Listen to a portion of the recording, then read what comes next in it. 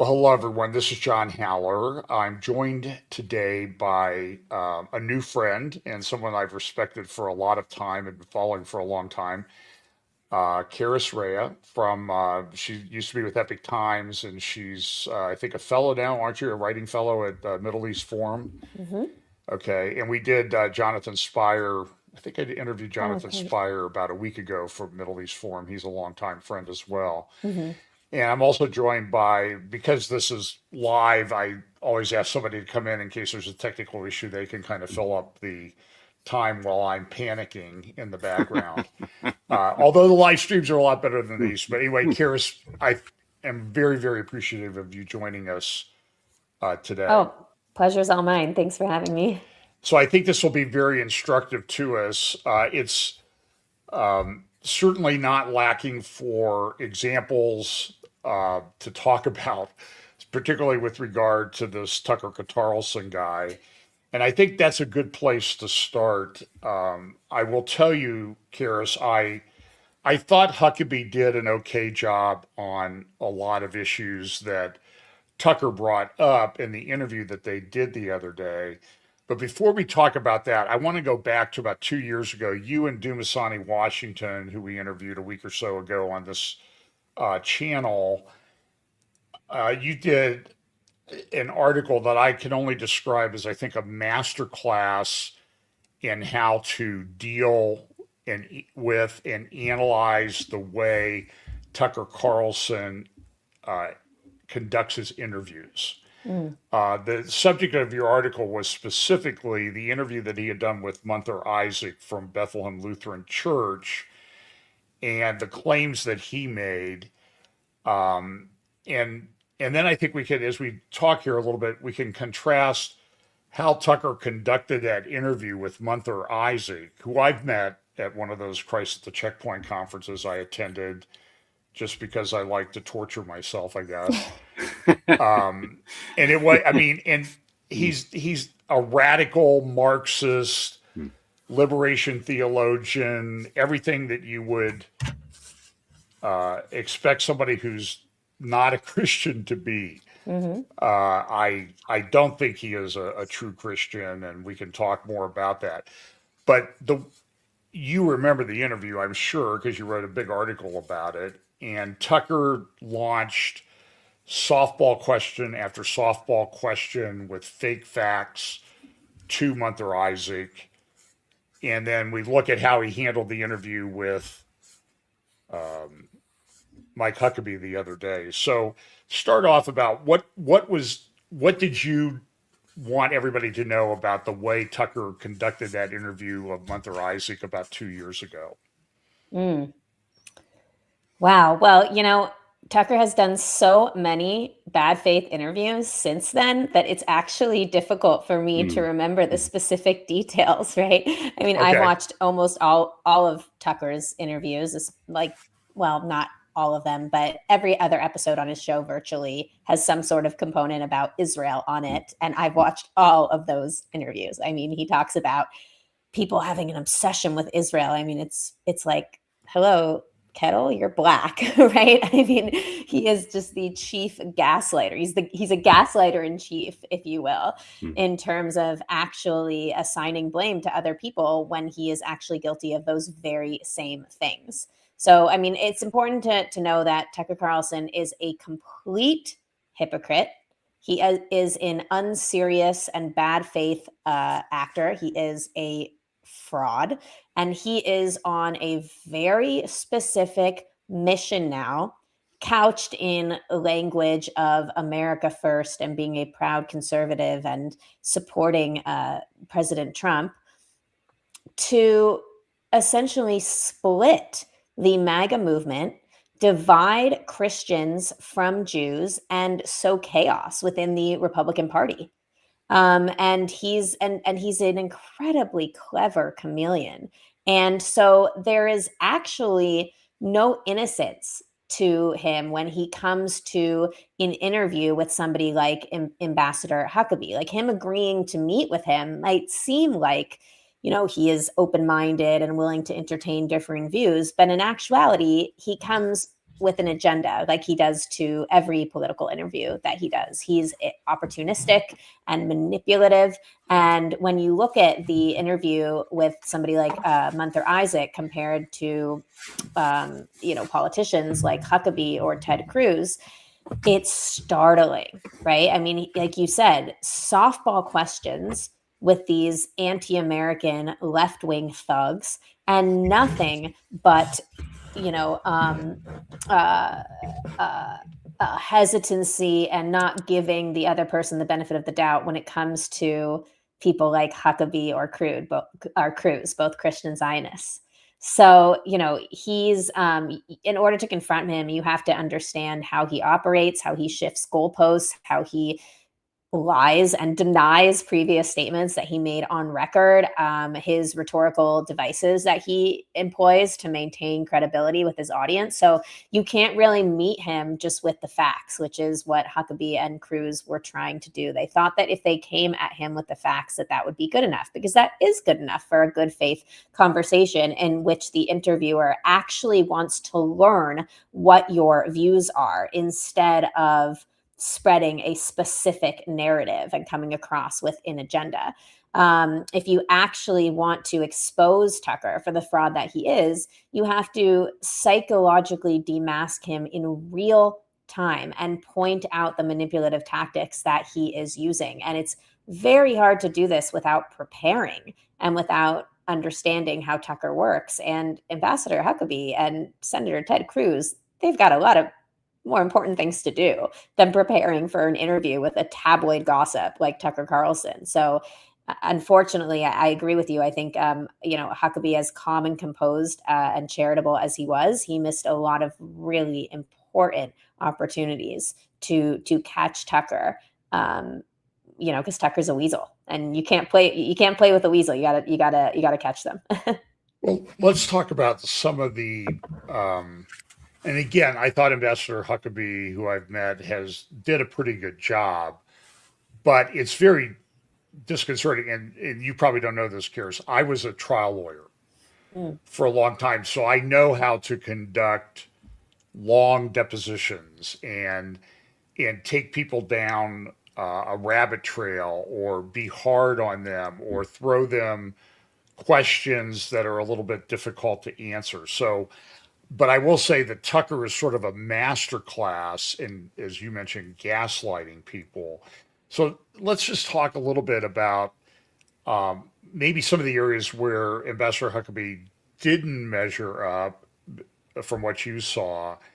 And then we'll get into a little bit about how do we, as people who support Israel, how do we deal with this constant, I don't even like the term anti-Semitic anymore. I think Jew hatred is a much better term.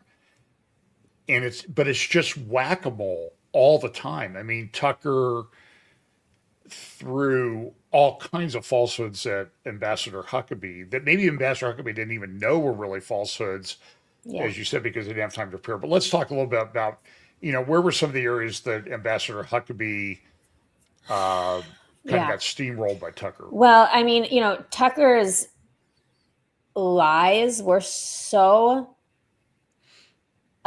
frequent that it was just like sandpaper to my ears, honestly. Like, even in his monologue, Israel's the most violent country on earth. Please, right? Like, even during war, there are tourists there, and diaspora Jews, flock there in the middle of a war because they feel safer in Israel than in the diaspora. So, I mean, just his lies alone are they're just so voluminous that it's kind of overwhelming. But then, I think that Huckabee was smart to ask Tucker questions, but really the entire conversation should have been an interrogation of Huckabee towards Tucker. You have to confront Tucker on an offensive, interrogative position, right? Because Tucker will use phrases like obviously, and everybody knows that establishes fake credibility, right? You have to point this out when he does it. when he says he's like just asking questions, you have to point him out and tell him, no, you're actually laundering an idea and you're pushing a narrative, right? This is a clear deceptive tactic here. You have to point out his false choices, right? His false binaries, like war versus peace, like, you know, like he throws out all of these false moral choices. You have to be able to clearly state that is a false moral choice. You have to point out when he shifts the goalpost to a different topic, right? If you're on one topic and he moves the goalpost, you can't let him get away with that. You can't be chasing Tucker when he refuses to confront a question that you ask him. Always come back to the topic at hand and force him to answer your questions, you know? So, you know, I think that in terms of specifics of the interview, oh man, there was so much there. Even just at the beginning, like, you know, I was part of a team that was trying to prep Huckabee. And we knew that Tucker Qatarlson was going to be asking questions about Jonathan Pollard. And I found that Huckabee was underprepared to deal with that. You know, Jonathan Pollard is one of those cases that has been misrepresented and misunderstood for decades. And it wasn't that hard when he calls Jonathan Pollard treasonous or a traitor for Huckabee to come back and say to him, Tucker, why are you lying? This man was never charged with treason. Did you read the indictment? Right? What was he charged with? I would want to know if Tucker knows what this man was actually charged with, right? Which is spying on behalf of an ally without intent to harm, which was included in the indictment, which is very, very important to know, right? Why did you lie, Tucker? Why are you telling people that the information that Pollard took ended up in the hands of the Soviets and cost American agents, right? Where's your evidence for that? Where's your source? Where did you get that, right? Like, you know, I mean, there's so many questions at every step of the way. That was just the first part of the interview that Huckabee could have asked Tucker to basically expose that Tucker actually doesn't know what he's talking about. He's like one of those 6-second experts that just has a surface level biased, understanding of the topics that he wants to push in service of his own agenda.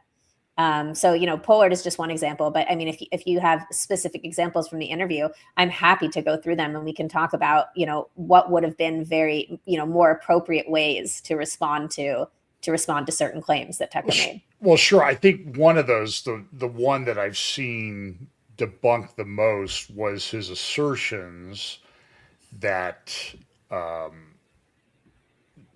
President Herzog had been to Epstein's pedo island. Yeah. Right. Yeah. Do you have any comments on that particular aspect of this?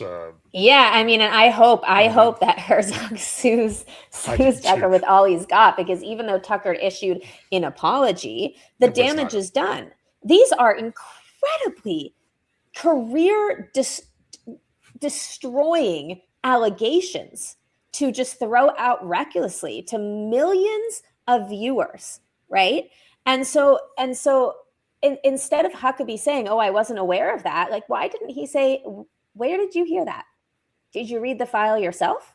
Which file was it? There's about like 9 million files. Did you really see the file?" Right? You know, he should have said, like, and that's sufficient for you to make that type of claim, right? Because I mean, these, you know, I mean, this was just so inflammatory, and there's only like a few nut jobs who actually believe this about Herzog. We know about Epstein's relationship with Ehud Barak, who, by the way, is, you know, there's nobody more anti-Bibi Netanyahu than and more leftist than Ehud Barak in Israel. But for him to just come out of left field with this Herzog allegation, I mean, it should have just been shut down immediately, because it's so defamatory and inflammatory. So, Mark, if you have anything, just feel free to jump in.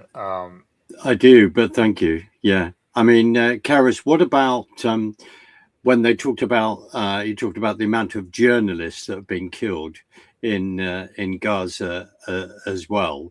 And then Mike Huckabee turning around and saying, well, we found out, you know, they're working for Hamas. And quickly, just to say, and I totally hear you. And when we're talking about media training, it's suddenly, you're right. He's gone in there with facts, like you've said. We've all had these discussions, which is we've got right facts. We're actually, and I totally admire him for being in there ready. I've got facts, and you're absolutely right. Where someone doesn't want to believe in facts at all, they actually want to, whatever smear they're coming out with. And I just also want to draw something today, which I thought was brilliant. And I'll explain why it made me laugh, even, and to some it might be really outrageous to say. Swami had a fantastic comment on his Substack today when he turned around and said, well, why don't you just make it obvious, kill the Jews from the river to the sea? Oh, no, we can't do that. We have to call it the PLO because it's such a mouthful. And the point was, and I loved the point that he was making, which was, look, this is really what they're saying. And it was a real punchy comment right in their face going, argue with me.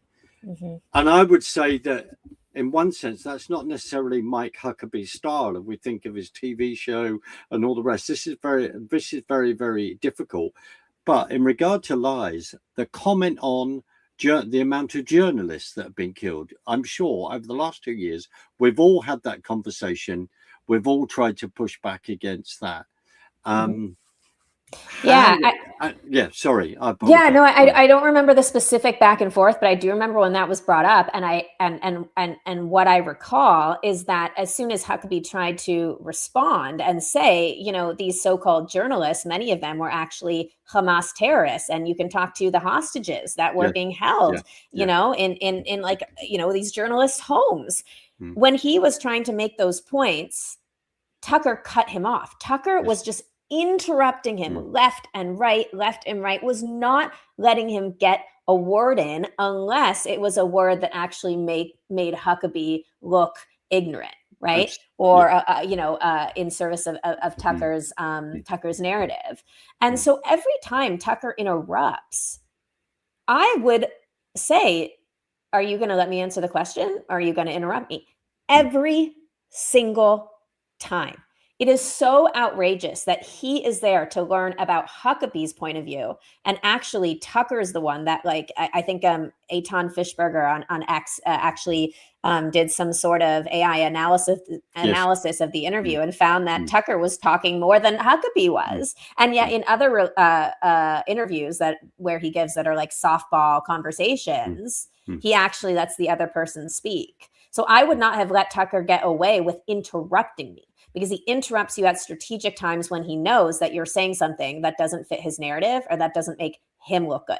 So I would have not let Tucker cut me off. But also, I would have framed Huckabee's answers as questions. I would have said, do you know that every journalist was a journalist and not a Hamas terrorist? Do you know how many journalists were Hamas terrorists? Do you know, right? Everything should be framed as a question to turn it back on Tucker, to show how little Tucker knows and how fraudulent he is as an interlocutor. So I think, again, Huckabee had the information, but he wasn't able really to get it across because Tucker was just interrupting him and is a bad faith interviewer. Karys, isn't there another? There's two stories here, because look at what he then made the accusation in regard to the security of Ben Gurion Airport and what he then blew up in the Daily Mail. But also, wouldn't we have had far more respect for him if he'd actually gone into Israel, if he'd actually visited, if he'd had actually, for argument's sake, had this interview on the Mount of Olives with Mike Huckabee, for argument's sake? Absolutely. Sorry, go. No, sorry, I cut you off. No, I was just saying, would we have had more respect for him in doing that? But what are your comments on, with the Daily Mail? Because we end up saying this is all pre-planned. Absolutely. Tucker psyoped all of us. He had this plan from the very beginning. When you think about the chronology of this, not only did he plant a story with a former employee of the Daily Caller, right? His media outlet that he founded, who now works for the Daily Mail. But he released an interview like the day before Huckabee interview. Nobody knew when that Huckabee interview was going to be released, but everybody was anticipating it. So Tucker actually released an interview and made it seem like that interview was going to be the Huckabee interview that everybody was really excited to watch. So he would get millions of views, which it did.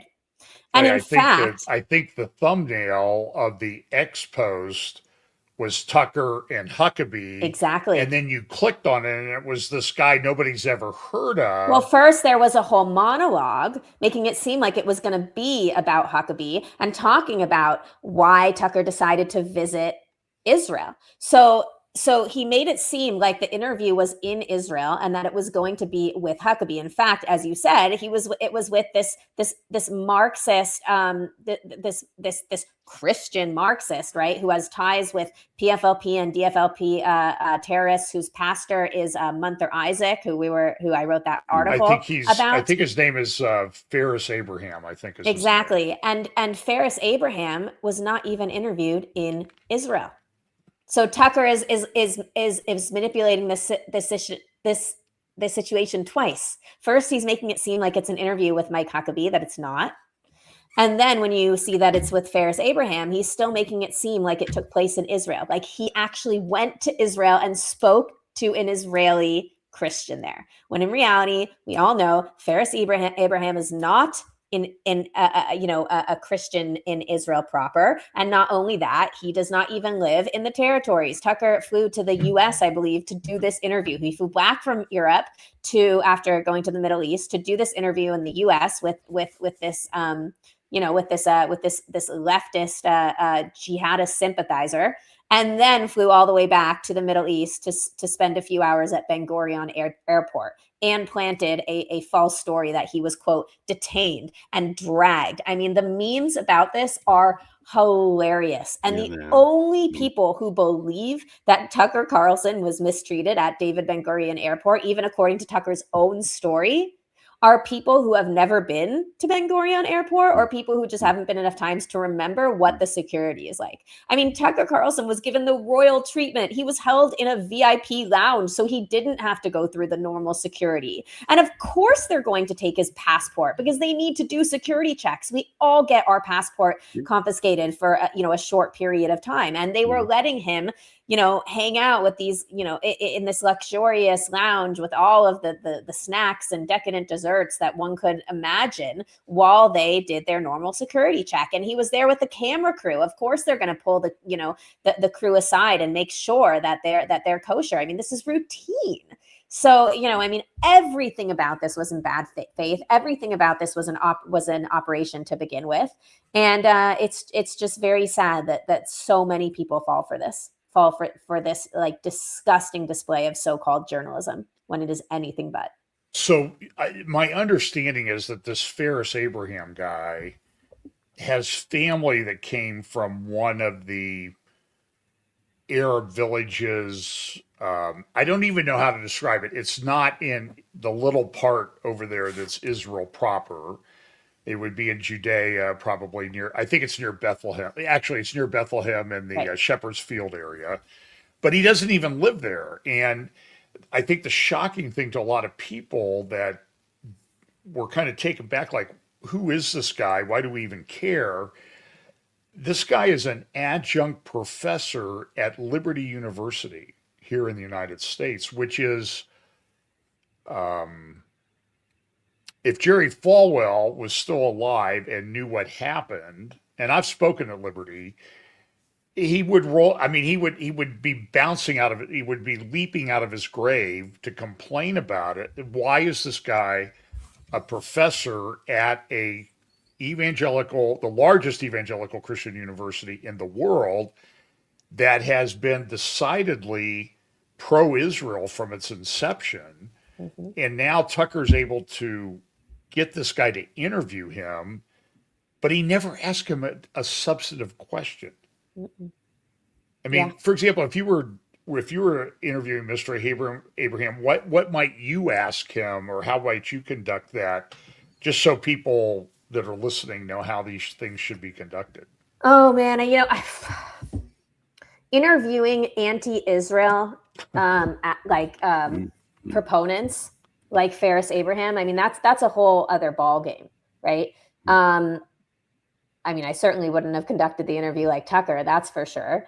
But, you know, I would have, you know, probably tried to expose the fact that this guy actually is a terrorist sympathizer. I would have tried to expose the fact that he wasn't representative of any Christians. In actuality, he had a very irreligious worldview. And, you know, I mean, I think that's all you can do is really just try to expose, right, and strip down these people to who they really are instead of pumping them up. So I mean, it just would have had to have been an incredibly hardball interview, not in the same way that Tucker Carlson interviewed Huckabee, because that was in bad faith, but just in terms of the in terms of not taking what he says at face value, right, and wanting to dig more. To see where he's really coming from and what his agenda is. John, can I just Sure, say something? Because of reality, John and I we did a show on the Doha Forum. Of course, Tucker Qatarlson was there, and other things like that. And I'll just call this out and say this: say in America, some people over here, but more in the States, any criticism of Tucker Carlson within certain Christian fields, people can't handle it. Oh, well, I've followed this person for years. And then suddenly they're going, oh, I don't want to follow John. Sorry, John, put you on the spot. I don't want to follow John anymore. I don't want to do this. So you don't want to deal with facts. You don't actually want to face the facts and face what is in front of you. And we've both had that. And it's deeply sad that people don't seem to be respectfully that intelligent where they're actually not going to look at the facts. There's that needs to be called out as well. Absolutely. I think that Tucker's just built up so much credibility over the years, and particularly during the pandemic, right? I mean, I watched his monologues every day for 5 months. So I really valued him, and I valued his contribution to the rise of the MAGA movement, right? And the eventual victory of President Trump. But I think that it's hard for people to accept that Tucker is not the same guy he was. That, for one, and it's not just being anti-Israel or anti-Semitic. I mean, this guy is just not a conservative. The only issues that he's conservative on, as I've said many times, are social issues that align with his faith. So things like abortion or the anti-trans, or the, trans stuff, gender ideology.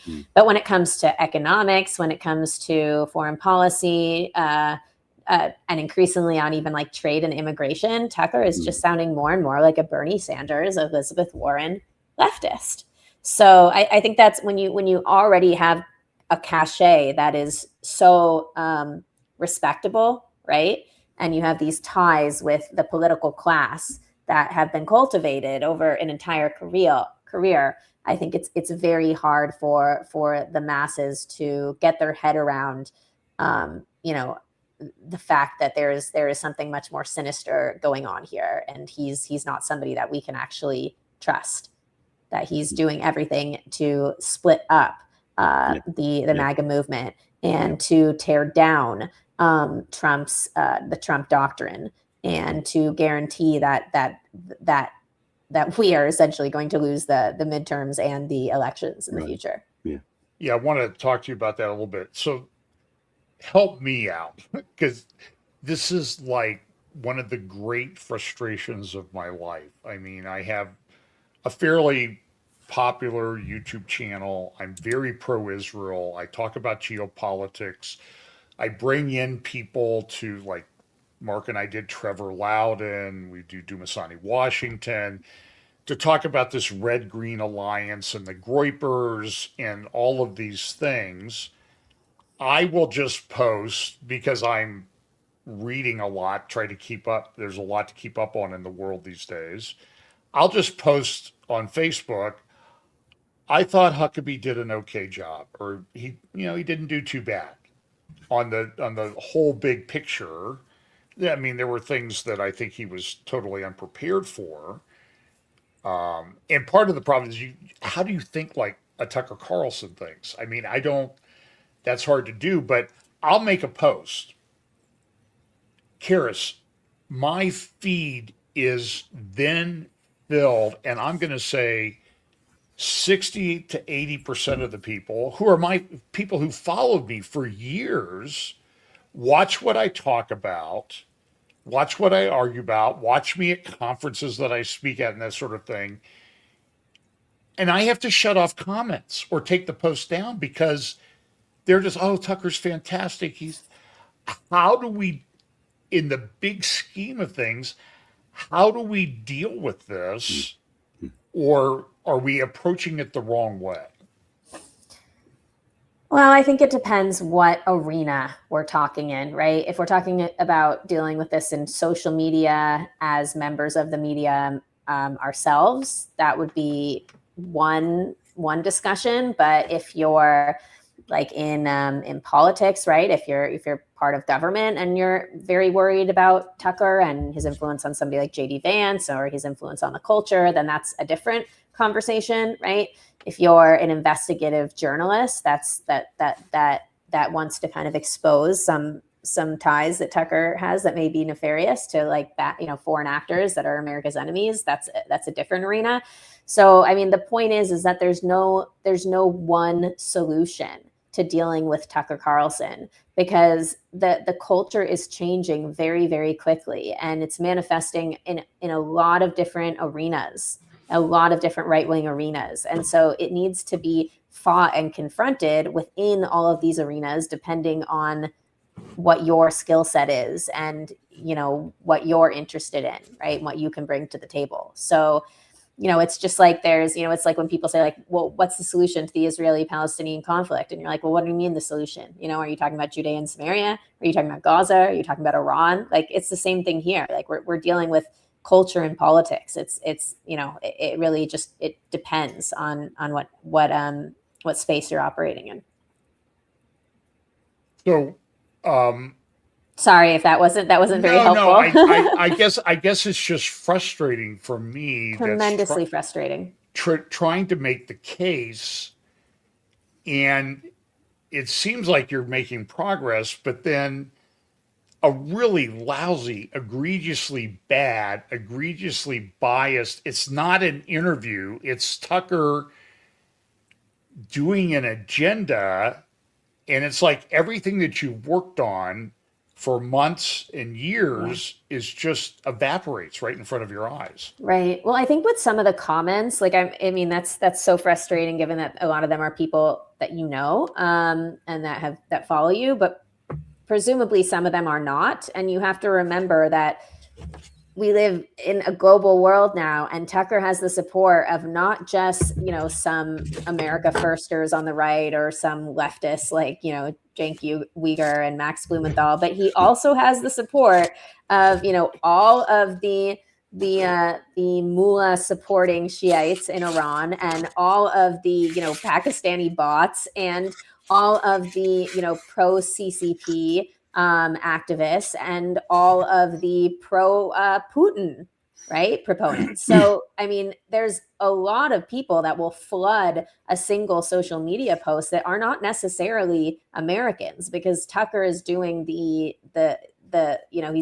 doing the bidding of our enemies, right? He doesn't even believe that they are our enemies at all, despite their words and despite their actions. So, I know that it can be disconcerting. It certainly is for me when you see comments like that. But I think it's also important to remember that they're not all necessarily real. They're definitely not necessarily American, right? So I don't know if like the comments in a social media post would be an accurate way to gauge the pulse of America. I was just going to say the other person that we have to put up with over here, and of course around the world, is that person called Piers Morgan. And if we go back to, does he identify as a person, Mark? Is that he could do. I mean, we have to be very careful. You are the lawyer, sir, so I'll see how far I can push that, John. Just tell me. But I find, of course, totally disingenuous. Remember when he had dear Natasha Horsoff on his show, and he just kept saying liar, liar, liar, being so abusive. And the chivalry in me just wanted to put my hand through the television and put my hands around his neck and say, stop this. How dare you be so rude? That is the other thing. Do you think the way, yes, we're being strong, we push back, but it's also trying to work at being as polite as we can? Because I feel when people are behaving so badly, they show themselves up and they then have nowhere to go. But you're absolutely right with Morgan, Cenk, and all the rest. They just want to shout you down. They do not want to give you the time of day. So in the end, do we just refuse to say, we're not going to have anything like, I know contacts of mine in Israel who used to go on his show and say, I refuse to go on there anymore. All it is just abuse. How do we, Karys, how do we get this line right? Because I think it's very difficult sometimes. Well, with Piers Morgan, I don't think it would work, what you suggested, unless there really was a comprehensive across the board boycott, which there just wouldn't be, because there's always new influencers, right, and new faces coming up. So I just don't think that that's realistic. I think the only thing that you can do is be prepared when you go on his show, and similar to going into an interview with Tucker Qatarlson, I think it's important to not get pulled in, right, to specifics of specific places that people take you into the conversation, and to kind of have like a meta viewpoint about what's going on here, so you can point that out as it's happening. Because Piers Morgan is not exactly a good faith interviewer either. But it's very sad. It's very unfortunate, because the Jerry Springer slop that Piers Morgan puts out is what is attractive to the youth today, right? They are and by youth, I even mean, 30 something year olds, because they are online 24/7 and they are inundated with so much information, too much for our brains to handle. I mean, it's not normal to be able to scroll 5 minutes on a social media platform and absorb so much information in that time. Our brains are not developed for that. And so what stands out and what we end up being attracted to is the most outrageous, the most taboo, the most sensational elements. And that's just that speaks to a much bigger problem of an entire generation that is now addicted to screens, which has really been solidified in the pandemic. And just the loss of identity and discernment and development that comes along with that. It's really, I mean, I all I can say is that you should keep your kids away from screens. And as hard as it may be, there actually is really innovative and creative ways to do that, many of which were outlined in a book by Claire Morrell called The Tech Exit. And there's actually communities all around the world, not Amish communities, fully integrated communities with parents who have cell phones themselves, that have gotten together and committed to actually keep their kids away from screens, not just from social media, but just screens in general, from cell phones and from cell phones, basically, because it's just been an absolute horror show in terms of how it's affected us, not just politically. I mean, there's so many ways, even just the porn addictions and just the loss of sunlight that kids are experiencing, the loss of physical movement, the loss of social interaction, looking somebody in the eye, the loss of oxytocin that comes along with that. I mean, it's really a nightmare. It's kind of a nightmare time that we're living in, as far as I'm concerned. Maybe you can give me some practical advice. So I like X just because I get a lot of my news or ideas to talk about things from X, but I open it up every day. And I don't know if somebody, I haven't figured out how to break the algorithm, or like I'm stuck in the wrong algorithm, because my feed is full of this sewer of Jew and Christian hatred. Yeah. And I don't know how to break it. Sometimes you got to put the phone down or walk away or go someplace else, but Unfortunately, it's really shocking that there's that much out there. Yeah. I know some of it are bots, but I don't have really good advice except that you have to, the only way I know how to break that is literally playing into the system, which means that you have to train the algorithm to show you other things, which means you have to be clicking on other things. I really believe that back in the day when Facebook had just started out, the Facebook news feed had started out, and it just gave you random, right? Like from your follower, it just showed you random content from your followers, and it was not curated based on what you were clicking on and interested in. Like, to me, that's a much more healthy way, but now since Elon Musk took over, and bless his heart for freeing Tucker from the unbelievable censorship that was happening of conservatives and just, even like disaffected liberals, or anybody with an opinion that went against, the woke mafia. It's now unfortunately a cesspit, like you said, of just the most indecent, provocative, tabloid, guttural bigotry. And I don't think any of us foresaw that. And I think the only thing that really Elon Musk can do about that is just tackling the bot problem and also trying to make it more transparent, like where these people are coming from. Because I don't believe that you should necessarily censor any of the people that are engaging in hate speech. I think that the principle is really important here, that if we start censoring hate speech, that's not like violent, or inciting violent, or, as long as it's following the law.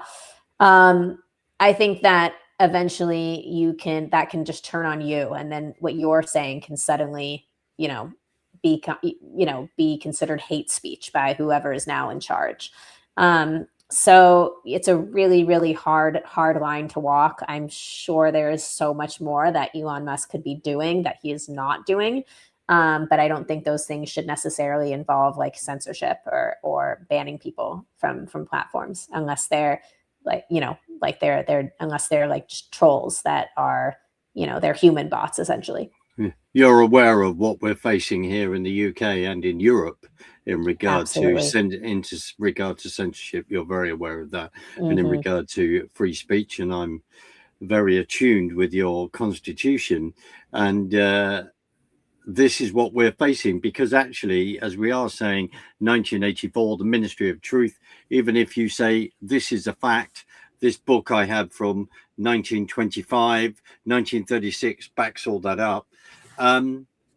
No, we don't want that. And the other point I'd like to make is I totally and utterly agree with you when you're talking about the mental effect in regard to screens. And as I'm sitting in my library, this is just a small part of it. And I'm just saying, encourage people to read books, encourage people to gain that information that way, and that don't rely on Kindle, because Kindling, they can be burnt out. Buy the physical books, look it all up, go and research and build. We've got mutual friends who have got massive libraries, maybe 16,000 books plus, because of all the research they've done over the years. This is what is so important to gather together as well. And I know I'm totally with you on all of that. And so Karys, when are you going to start your, unless you do it, I do apologize, maybe we need the Karys Rhea School of Media training in this regard. And I'm being dead serious, because I think you could be an adjunct professor at Liberty University. Oh, I don't know about that. I appreciate it, but no, I'm just like a loser who like just watches enough Tucker interviews that I just know his game. That's all. But that is important, where you're assessing the enemy, aren't we? We're assessing how people behave. I think maybe we need to do some media training in that regard. That'd be quite good. Well, certainly anybody who goes up against Tucker, even somebody like Ben Shapiro needs to prepare. Yeah. Like the thing is Tucker there are certain lines of attack you can take with him, and he has certain weak points that you can ask him about. There's certain questions that you can ask him that where Tucker is such a snowflake that he will just crumble.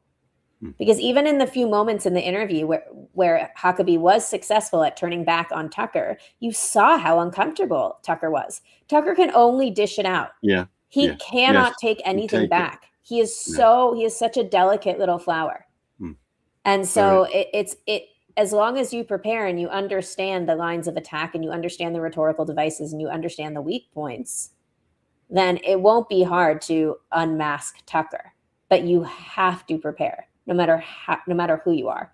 You shouldn't have to with a normal interview and a normal journalist. But when you're not dealing in good faith, it's an entirely other ballgame. No, you're absolutely right. Yeah. So, Karys, I mean, you travel around a bit. I know you've been in Israel a lot lately. You were at the. Wait, John, I am so sorry. I don't want to. I know we're live, but my computer is not charging, so I just need to go plug it in. So can you just? Luckily, there's two of you here. Do you mind just talking amongst yourself for like 30 seconds? Yeah. Okay, 1 second. Sorry. Don't worry. John, I think what would be really good is to ask Karys her perception of Marjorie Taylor Greene's visit as well. Yeah, I think that would be a good one. Because you went straight to Bethlehem, and I want to know who organizes that. Yeah, and I don't know if you've seen the firestorm today over the video that's going to be released shortly, or has, I don't know if it's been released yet, by Candace, called The Bride of Charlie, where she's going after Erica Kirk.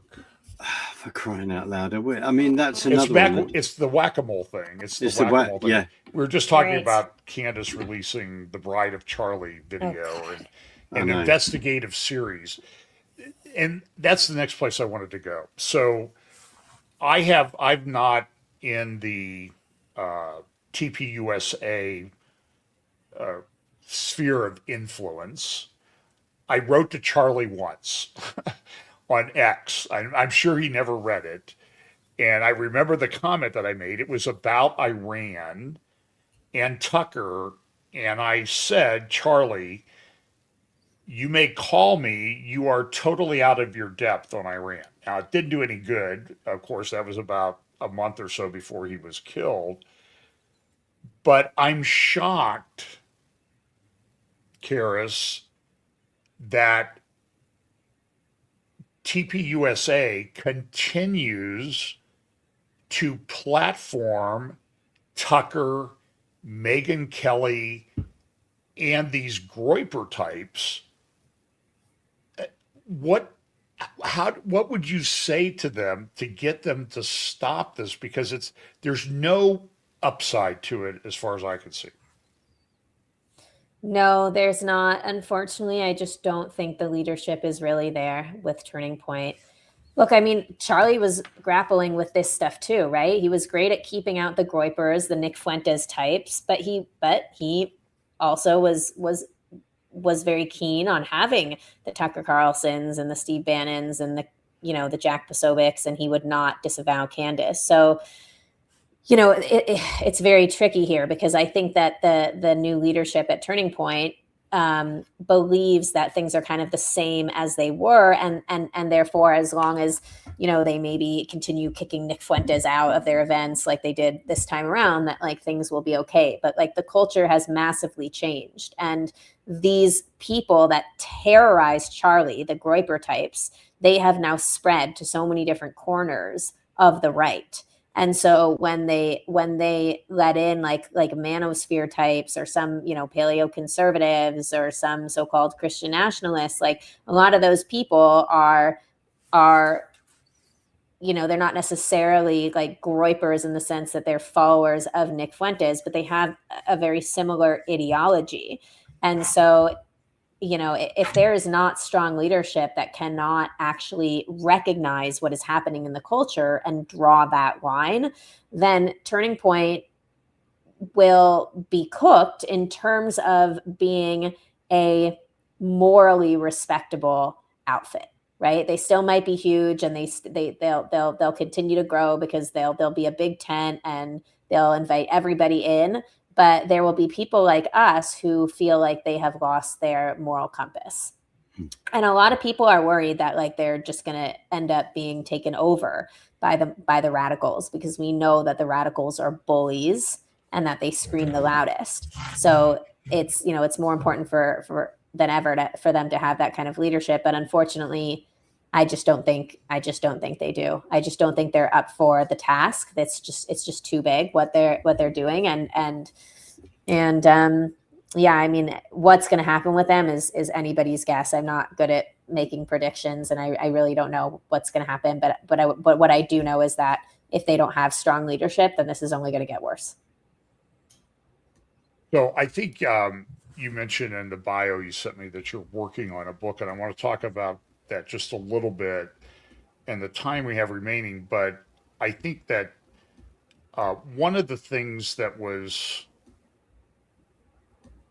so my senator here in Ohio, and I've been in rooms and I've sat 8 feet away from him at debates and that type of thing, is J.D. Vance. And I have to say that I'm incredibly troubled by where he is going. You know, for example, I'll see him go to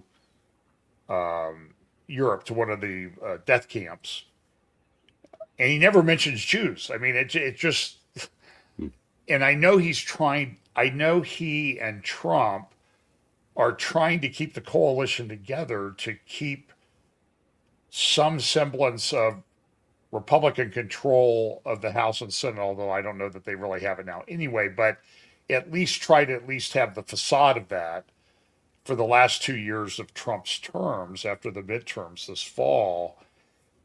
Where do you think this is going, and how is this going to unfold over the next year or so as we approach the midterms with this anti-Semitism stuff that we see all over the place? Yeah.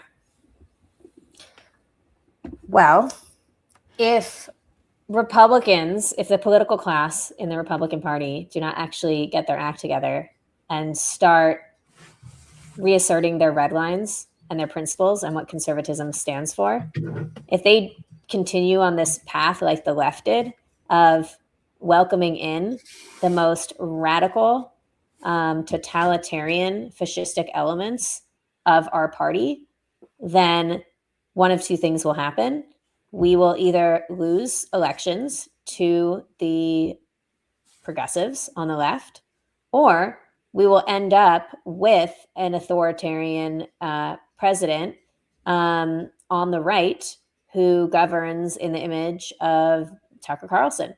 And that will be a very, very scary day for Americans, not just for Jewish Americans, but also for all of the evangelical Americans who understand that our founding and our Constitution was based on the inextricable bond between Jews and Christians in the form of the Old Testament, which our founders looked to when they were trying to, decide what this great nation was going to look like, and whether it was going to be how to make it a moral, a moral and ethical project. And they looked to the Decalogue and the Ten Commandments for that. And evangelicals understand that. They understand that their Christianity is not separate from the Jewish history that preceded it. So, if the right succeeds in breaking those bonds and coming to power, then I think America will look very, very different. And I don't know how J.D. Vance will govern. I would like to believe that he will not govern like that, and he will govern in the legacy of Donald Trump and continue the Trump doctrine. But I think that it's certainly not unreasonable to question whether that would be the case, given all of the dog whistles that he's been sending us, and given his very, very tight relationship to Tucker Carlson, but also to, Peter Thiel, which is, Peter Thiel, okay, he's pro-Israel. That's great. But he also believes in these very dark Enlightenment ideas of technocracy and, socially centralized power. And he follows, the ideas of Eurasianism and multipolarity that he got from Alexander Dugin. So, the people that J.D. Vance is most loyal to, besides President Trump, are very problematic figures, and that I believe that they are all post-constitutional. And so, I don't know. I think that all we can do at this point is try to show Donald Trump that an endorsement of JD Vance will not necessarily hand us the elections. That Rubio is a much safer bet if we want to guarantee Republican victories in the future, and that Rubio is a much more sure thing in terms of respecting Donald Trump's legacy and governing in much the same way, and that JD Vance is just a wild card and not necessarily to be trusted, because really this is just going to boil down to who gets Trump's endorsement. John, go ahead. Karys, thank you for what you've just said, because for a number of years that won't be easy listening. But I do totally and utterly concur with you. And I'll say this from being outside the borders of the United States of America, which is a country that I also love and pay very close attention to, and have very dear friends over there, including Mr. Haller here. So, but I say to Americans, please don't forget the rest of us that are outside. I'm perfectly aware of the speeches made at Munich conference. I'm perfectly aware of what's been the criticism of NATO and all the rest, and fully understand that. But we always see the President of the United States as the leader of the free world. Yes. And I don't mean this in a patronizing comment at all. I'm very pleased to hear you mention Peter Thiel and the technocracy dream. And a dear friend of ours, Pat Wood, is a total expert on that, of technocracy news. And I'm very pleased to hear you say that, because there are times we could be accused of being lunatics, thinking these people are building a technocratic control grid. And they are. Mm-hmm. And people then get confused about the relationships of people. So I just want to thank you so much for saying that, but also to say, America, please don't forget your European friends. We're all not mad at all. And for we sure. are right behind you. For sure. And we know that, like, we saw it with like Black Lives Matter, how that got like exported to Europe. So, I mean, the last thing we want when we have such strong nationalist right-wing parties in Europe right now, and they're just, trying so hard to be able to overcome the corruption and actually get in power so they can start, fixing your countries. But if this spreads outside of the right in America to the right in Europe, I mean, that's just a very dark, situation. That would just be really, really horrendous to think about. The whole concern here as well, amongst beginning that conversation of, ethno-nationalism, what are these people saying, etc. And it becomes a very, very uncomfortable conversation, but it's a conversation that needs to be had. We're not afraid of losing friends when we're standing on the truth, even though at times that is difficult. But that debate is beginning to stir here as well. Yeah, and I think I think talking about Peter Thiel and all these kind of other elements of this are really important, because I think that people might assume that this is just about anti-Semitism and Jews and Israel, and they don't really have a stake in that. They don't really feel either way, one way or another, about it. But in actuality, this is so much bigger. This is about like a post-liberal project to reshape America under a right-wing government in a much more authoritarian image, one where founding principles like the rule of law and elections and constitutional limits are now on very shaky ground and might be thrown out the window. And so it's the anti-Semitism and the Israel stuff, that's just, that's making the headlines, because that's the wedge that's being used to split to split the party right now. But in actuality, there's so many other elements that are directly connected to this that we have to look at. Earlier, Karys, you mentioned Alexander Dugin, who I've been following for a long time. Tell me how you think that plays into all of this, what's going on what we would call the woke right. I think the Russian influence in the right is staggering. We're now starting to reap the repercussion. We're now starting to see the repercussions of decades of Russian infiltration into Christian conservative circles. And it's especially pernicious because if you point this out, then you end up sounding like a Democrat. Because for 4 years under Biden, the Dems were screaming, Russia, Russia, Russia, Trump's a Russian asset. And anything that people said that disagreed with them was Russian disinformation. And so if we say, no, there's actually real, Russian agents and real Russian infiltration into our society, then conservatives will just roll their eyes at you because they won't take you seriously, because that was such a tool that the Democrats wielded to silence debate, right? But in actuality, it's the truth. It's the truth that Russia, just like China, has been playing the long game, and in post-Cold War Russia, they really made inroads with the conservatives in this country to believe that Russia was actually on our side and pro-America and just a good traditional Christian country with the same values as conservatives in America. And now we're seeing exactly, the fruits of that type of operation here in America. It's very sinister, and Dugin is definitely a proponent of it. I know that people think he's like Putin's brain, but I think he's actually just a lackey of Putin. I think he's actually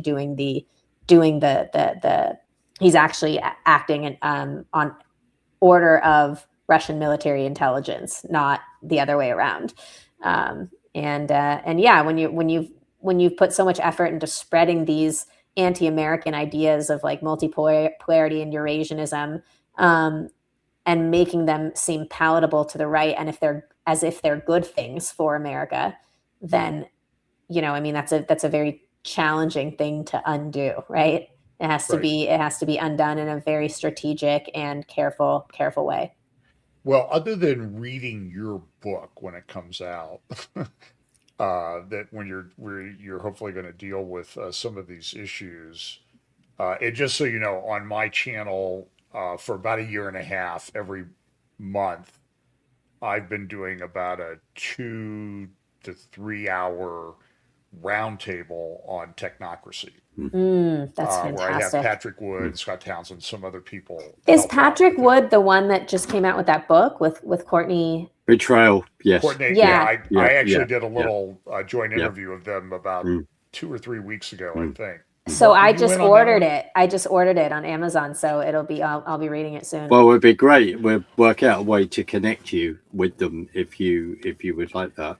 We should bring you on a roundtable with everybody to talk about, because these issues kind of all intersect and overlap. I've been watching Bannon's War Room. Was watching Bannon's War Room fairly regularly, but now it's a constant stream of these Duganites. I don't know. And like pro-Iran lobbyists, like Kurt Mills, who is Patrick Buchanan without the personality and intelligence.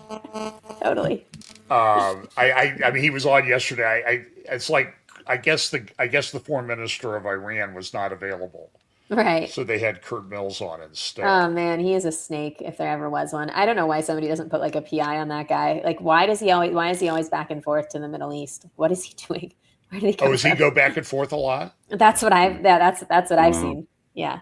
I feel like we're in the midst of this red-green, Trevor Loudon calls red-green alliance operation, and again, it's like whack-a-mole. I don't even know where to begin to sort of tear it down. I mean, I'm a trial lawyer, so I would put a case together. I think I could put a case together to tear down these guys, but by the time you put it together, they're on to like 18 moves down the road. Yeah, I know. That's so tough. So who do you recommend, other than your book, who would you recommend that people follow to kind of get in the mode of how to analyze these things from a good perspective? Yeah, there's actually so many good people. I mean, Trevor Loudon is such a good one.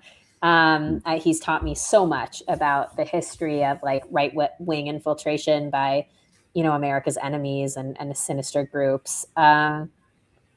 Oh man, there's Amy Mack at Rare Foundation would be a good one. yeah, I mean the Islamist stuff. I mean Dan Bermawi is a guy who's incredible. He's an good. Arab Christian. He talks a lot about this stuff and debunks a lot of the stuff happening on the right. You know, I mean, there's really great voices out there, like you know, Dana Loesch and obviously the people at the Daily Wire and all these wonderful pastors. I mean, Pastor Rob McCoy, who was Charlie's pastor, is just he's such an important voice. I don't know. I mean, I wouldn't even know where to start. There's so many people. Mike Duran is incredible. I mean, read the Free Press, read Tablet Magazine, read Lee Smith. Lee Smith is one of my favorite investigative reporters. Watch Milk Bar TV, Nathan Livingstone's videos. He has the best videos that actually show the hypocrisy and the bad faith nature of some of these so-called conservatives. Gary Taub when he's in English for the American audience. Also, have a lot of friends at JNS that I think does a pretty good job on most issues. Yeah, JNS is fantastic. At least Israel specific. But anyway, Karys, I think we've been going a little bit longer than I said we would go. So that's okay. Are there any final thoughts you'd like to leave us with? No, I appreciate you having me on and sharing my voice with your audience. And, you know, if anybody wants to reach me, I'm on X. That's the only social media I'm public on. But my messages are open. And then I also have a kind of DIY little mailing list. It's really just an email that I send out myself with a few links every day, like 5 days a week, with articles that I think are important and not getting enough play in the mainstream media. So if you want to be on that mailing list, you can shoot me an email at reyesdailylist@gmail.com, RHEA. And yeah, that's it. It was a pleasure talking with you guys. I appreciate your questions. Okay. If you'll give me just a minute, I'm going to stop the live stream. Everybody, thanks for watching. Like, share, subscribe. Remember, we've got some things coming up. I'm going to interview, hopefully, I think it's going to happen next Monday, Ruth Wasserman Landy on the very, very intelligent, good expert on Turkey, Iran, and the things that are going on there in the Middle East. I'm really looking forward to that one. Again, Karys, thank you, and Mark, thank you, and everybody, have a good day. Thanks. Thanks.